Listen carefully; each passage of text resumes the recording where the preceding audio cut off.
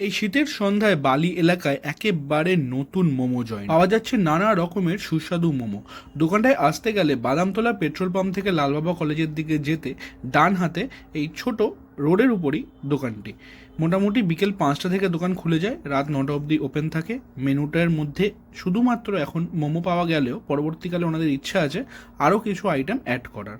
তো আমরা নিয়ে নিয়েছিলাম এখানকার সবথেকে হট সেলিং যে আইটেমটা, সেটা ছিল চিকেন চিজ মোমো। এটার সাথে চিকেন স্যুপও পরিবেশন করা হয়, আর শীতের সন্ধ্যায় বুঝতেই পারছো গরম গরম চিকেন স্যুপ জাস্ট ফাটাফাটি লাগে। তো আমরা চিকেন চিজ মোমো যেটা নিয়েছিলাম তার সঙ্গে একটা ঝাল ঝাল মোমো সস এবং স্যুপ দিয়ে 5 পিস মোমো 70 টাকা দাম নেয়। তো মোটামুটি সাইজগুলো ঠিকঠাকই ছিল, আর ভিতরে দেখলাম পুরের সাথে চিজটাকে একসাথে মেল্ট করে মাখানো আছে।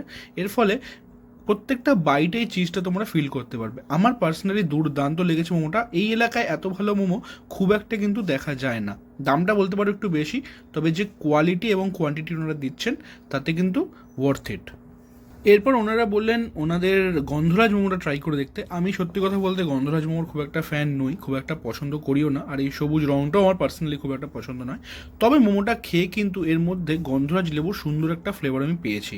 যদিও বা বারবারই বলছি মোমোতে আমি গন্ধরাজের গন্ধটা খুব একটা পছন্দ করি না, মানে গন্ধরাজের ফ্লেভারটা। তবে ওভারঅল মোমোটা বেশ ভালো ছিল। তবে চিকেন চিজ মোমোটা জাস্ট ফাটাফাটি। তো এই এলাকায় থাকলে কিন্তু ডেফিনেটলি মোমোটা ট্রাই করো, আমি কথা দিচ্ছি খুব ভালো লাগবে। আর যদি তোমরা ট্রাই করো ডেফিনেটলি কিন্তু কমেন্টে জানিও কেমন লেগেছিল। সো দেখা হচ্ছে পরের ব্লগে। Till then tata.